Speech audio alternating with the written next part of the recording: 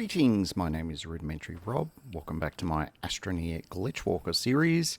Today we rejoin the action here on Aeolus, and we are just putting the finishing touches on what I am going to refer to as the Go Anywhere Stormmobile, and what a fancy bit of kit that is. So, literally get yourself strapped in. Might need a helmet, not sure about that one. Yeah, let's see where we get to in today's episode.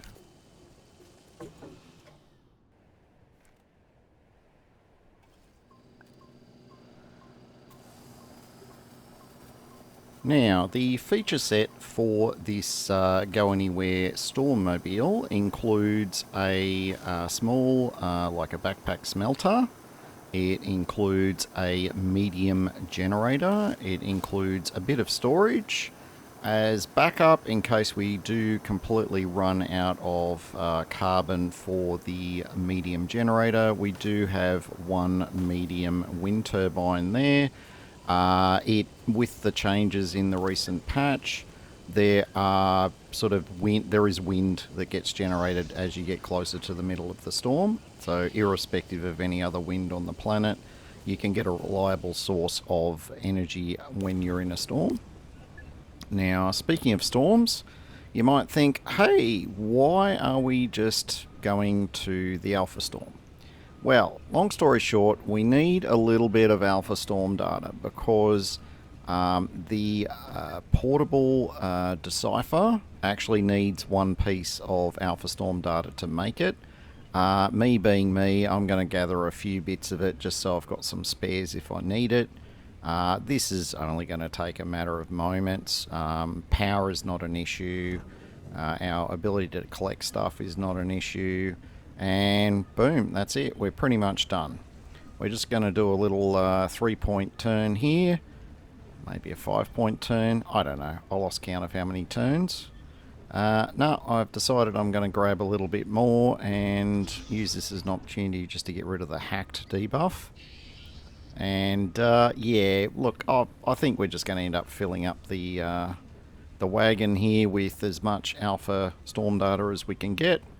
And then we'll head back to base and build the last piece of kit that we need for our storm wagon.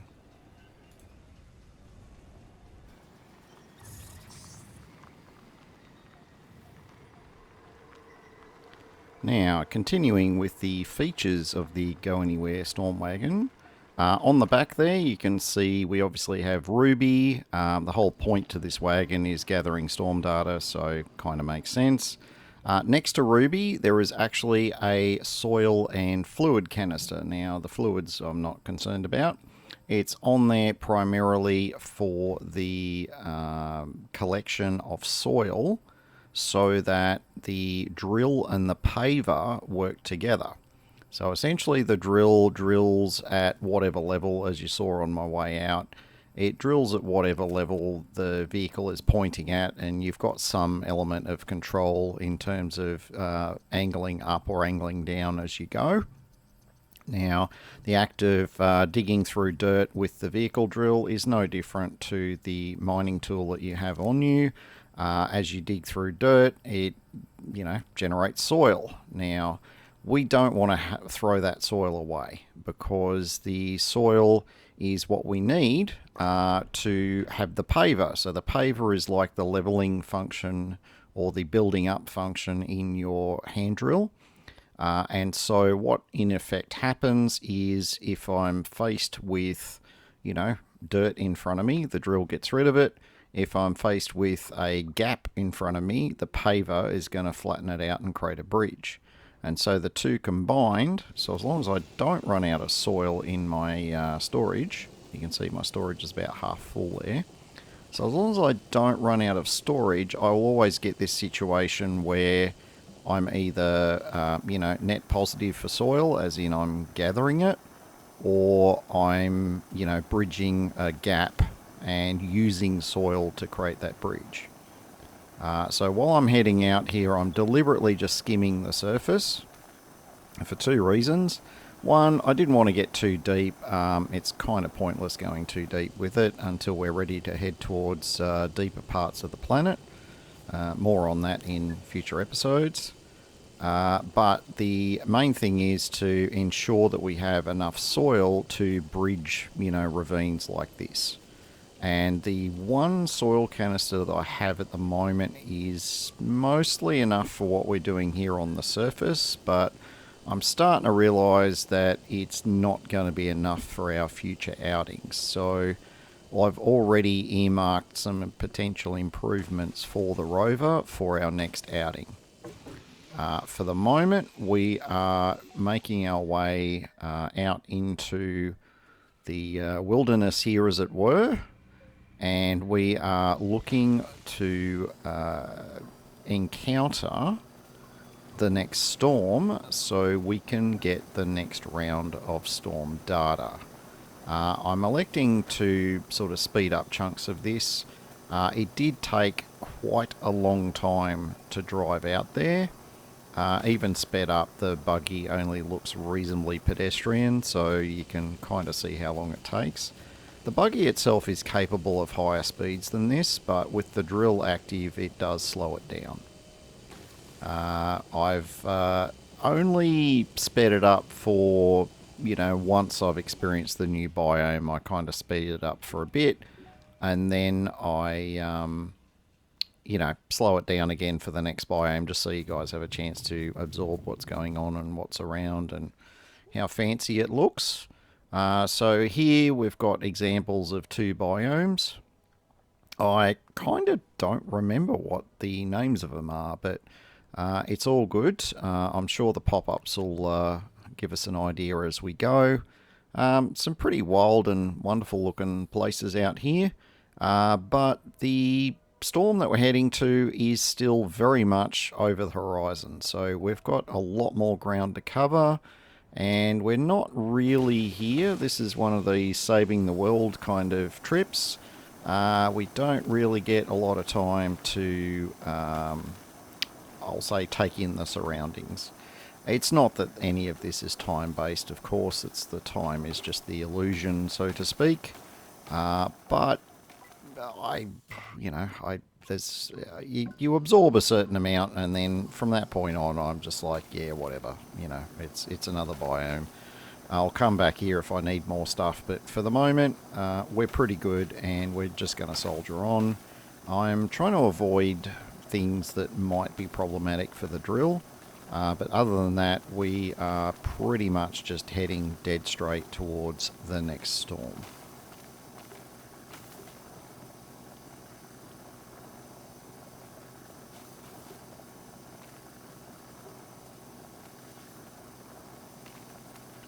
Oh yeah, I forgot to mention the second of the reasons why I'm skimming the surface.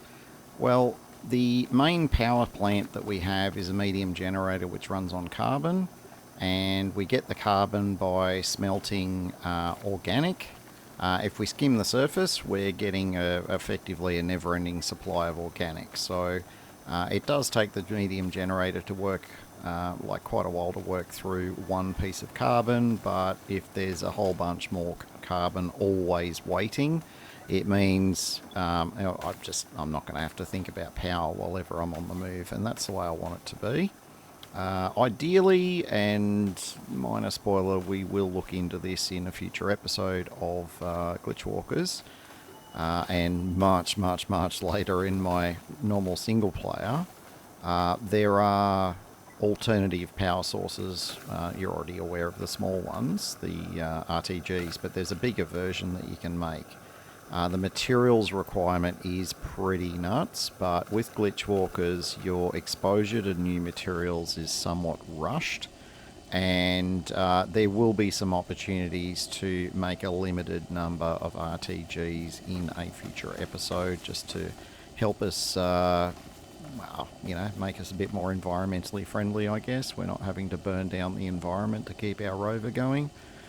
Not an intentional environmental message, but, take from that what you will. Now, this is the spot where I'm starting to realise that, we may not have enough soil canisters. I knew there was possibility of some fairly big ravines. I didn't think one would be quite this wide. Now, the option, of course, would have been to ramp down to the bottom of the ravine and then create a ramp to go back up again.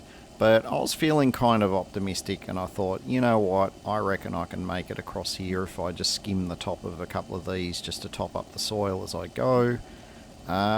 It's going to be tight. We're down to the last couple of bits, and boom, we just made it. I don't think I could have lined that up any better if I tried. Now, we are very, very close to the edge of the storm. We're having a few technical issues there, just got stuck on some debris on the ground, but we're all good now. And we're just working out how we want to approach this storm. We want to approach it, I mean, obviously we can build ramps wherever we need to go, but we want to approach it at a level that grants us the best access to the little, mini tornado type things that give us the science, but also at a level that grants us reasonably good access to the pyramid itself, or not the pyramid, the gateway. Looks a bit pyramidy, but it's all good. So given the storm limits visibility quite a lot, and given this storm is in, I will say, a reasonably annoying mountain, it does take me a couple of goes to work out, where these little storms are forming and the best way of approaching them. Now, this is a stronger storm than the previous one, which means even though we've got a good amount of storm protection, we are still going to get hacked on a very regular basis. In fact, boom, we're already hacked. So we can't really dilly-dally too much, and we also do not want to get too far from the edge of the storm. Otherwise, I reckon I probably only had another 2 or 3 seconds there and I probably would have passed away. And that would not have been pretty this far from home. So, yeah. Now, I had a brilliant idea that was only half brilliant. I brought materials with me to create a habitat. So somewhere where I can essentially save, and then if the worst happens, it's a respawn point. Except, A, I forgot I had the materials on me, and B, it wouldn't have mattered because it actually requires the large printer. Now, I've got enough power to run a large printer, but to set one up and get it all running and, print out a habitat, it's a lot of extra fluffing around, and honestly, I'd rather spend the time just trying to be careful, essentially. So that is exactly what we're going to be doing here. Now, with the Delta Storm, we do need to collect quite a bit of storm data. It's pretty much double what we needed for the previous storm. And we're just getting ourselves lined up, making sure we've got enough carbon.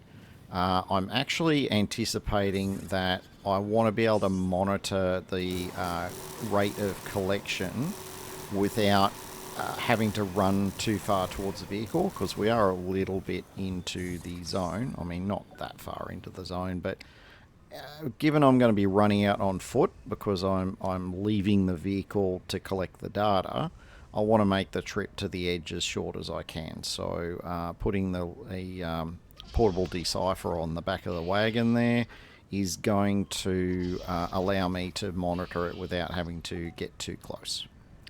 Anyway, we've found ourselves a spot where the storm, pops in, and it's not great, but what's even less great is not having enough ramp there. So that was, again, almost tragic. We do still have a bit of a... we're going to need some oxygen at some stage, but luckily the terrain granted me the ability to climb back up again. So, disaster averted once again. Is there going to be, potential bad things coming in threes? I could tell you, but that might spoil it. So I'll just let you see how we get on with our storm data collection.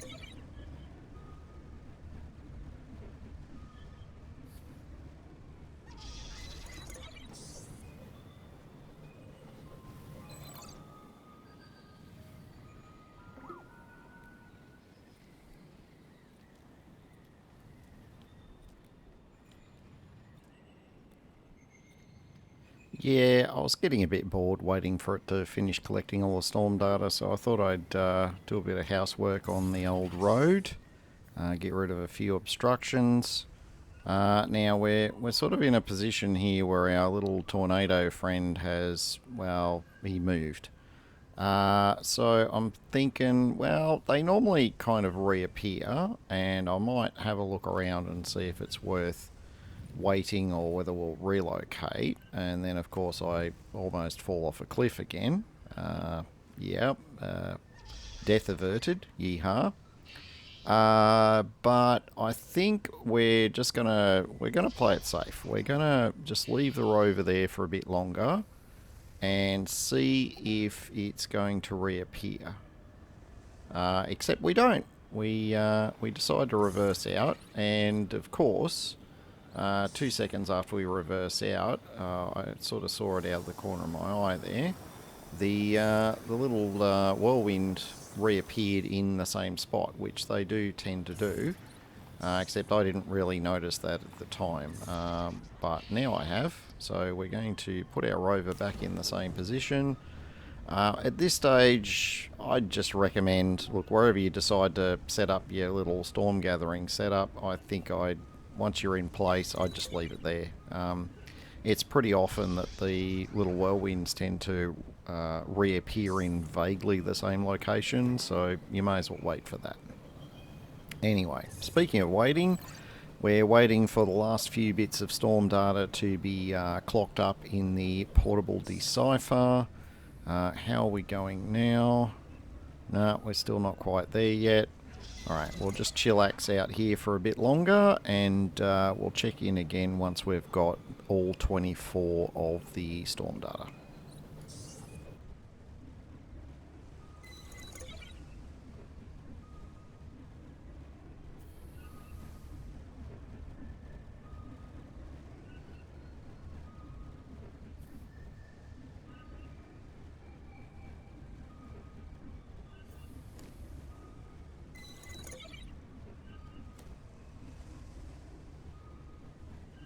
Alright, we are now fully clocked in, and it says all of the level 2 stuff is fully unlocked. So we can engage in a bit of get the hell out of here.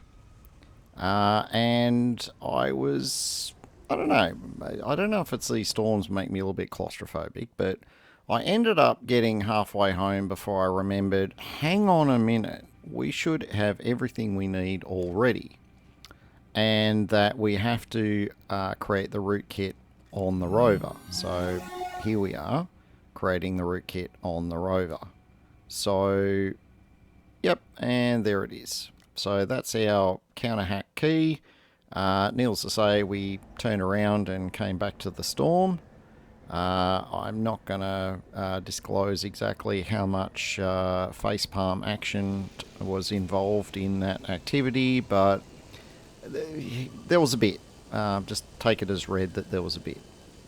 Anyway, now that we're heading back towards the storm and the gateway contained within, we're just heading straight to the gateway. There's no sense weaving around trying to collect more storm data. We already have what we need. We just want to get through to this gateway. Now, this gateway is quite elevated. We're already going up at quite an incline, and we've just arrived at a little bit below the platform level. But thanks to the paver, that's not really a big issue at all. So we're just going to park our rover up here, and we are going to commence the process of operation, do something that should be really obvious, but not necessarily is. Yeah, let's, we didn't get too, we didn't sort of have a very great experience with this when we did the first gateway, the Alpha Gateway. Well, the Delta Gateway it's a bit more complicated. In the Alpha Gateway, we had our 3 little keys, and there was a spot on the platform where they would go, and it was really obvious. Except it was behind a pillar that I flatly refused to look behind, apparently. Now, keen viewers would have noticed something a little bit different up on the side of one of the pillars, but, me being, in the moment, fixated on the floor, and, oh, hang on, yes, there it is.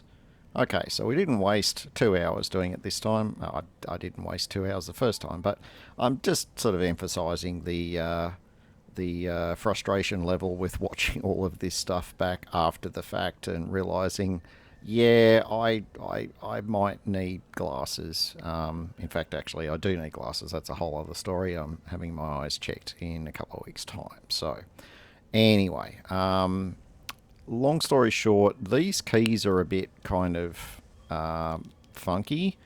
They're a little bit harder to match sometimes. That one looked like it was a match, but it actually wasn't. I actually think it was the first one I tried.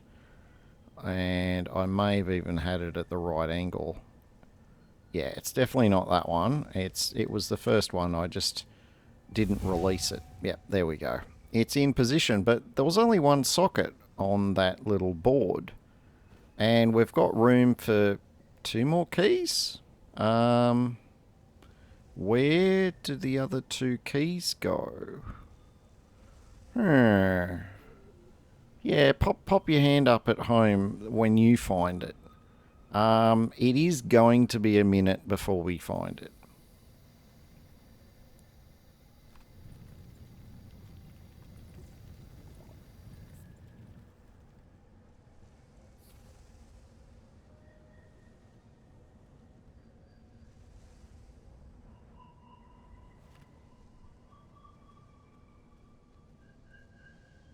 Oh, hello. We remember seeing one of these things in the previous gateway, and boom, there is our two missing key sockets. So, yeah, the Alpha Gateway, super easy because, it's all just on the floor, and, I think that one's just the training wheels as far as doing reactivating these gateways. But the Delta Gateway, a little bit more involved. Yeah, even more of a minor slash medium spoiler. Yeah, you think this one's bad? You are not going to like the last gateway. Anyway, we'll get to that one in a few episodes' time. I have actually completed the recording of the episodes as far as the gameplay footage. I actually did finished all of this pre-Christmas. So in effect, where I was saying before about the wind being available for the wind turbines in the storm, yeah, at the time of you watching this, yes, that is correct. But at the time I recorded this, no, that patch actually hit. I think it was about a week or two after I completed recording these. So yeah, they've been sitting on my hard drive since before Christmas. So I'm gradually getting these all edited together. And I'll release them still on the normal schedule. So, got at least a few more weeks of Glitchwalker episodes to look forward to before we get to the finale. And as far as timing, this is actually the first Glitchwalker episode that I am narrating in 2025. So, firstly, happy 2025. Yes, I did wait quite a long way into the episode, but this is the rewards for watching all of the way through the episode. Yes, make sure you have an absolutely amazing 2025, and if you don't, I would like you to write a letter to your leader explaining in, triplicate what your issues are with 2025 and what they could potentially be doing to help you out in that regard. As far as things to look forward to in 2025 from me, I am already demonstrating a significant amount of Rudimentary. That is definitely not going to go away anytime soon. And we're going to have quite a few more episodes of all of my regular series coming up.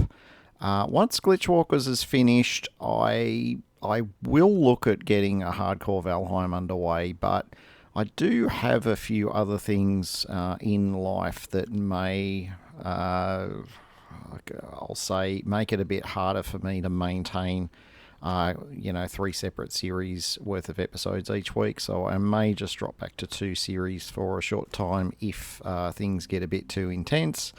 And by intense, I mean exhausting. If they don't, great. I might get a start on either Valheim, or I may slot some other short thing in between. I haven't finalised what settings I would like to use for my hardcore Valheim, so if you want to see more Valheim, and particularly if you liked my existing Valheim series that I've got already up on YouTube, then feel free to have some input in terms of what you'd like to see as part of my hardcore series. With hardcore, some of the other little complicators that you could put in might be having no map or no portals or limited portals, all that sort of stuff. I haven't, other than hardcore and maybe no map, I hadn't really finalised anything at this stage. So if you want to jump over to my community tab, you'll actually find there's a post there asking specifically, hey, if you guys want some input, start leaving some messages on there, and I'll take all of that on board, and I will see what I can do as far as getting a hardcore Valheim series up and running.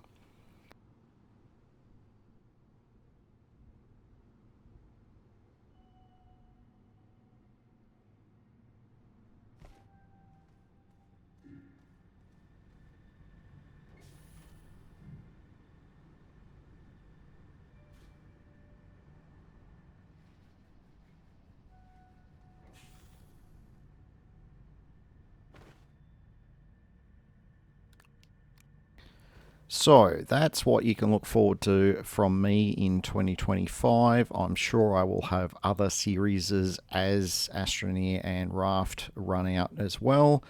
That said, though, I can see quite a lot more that I could be doing with both of those at this stage. So you can rely on those for the foreseeable future. As far as foreseeable future goes, not much more foreseeable future in this episode because we've reached the end. If you've enjoyed it, don't forget to give me a thumbs up and to consider subscribing if you are not already subscribed. Alright, until next time, my name is Rudimentary Rob. Thank you very, very much for watching, and make sure you have yourself an absolutely amazing day.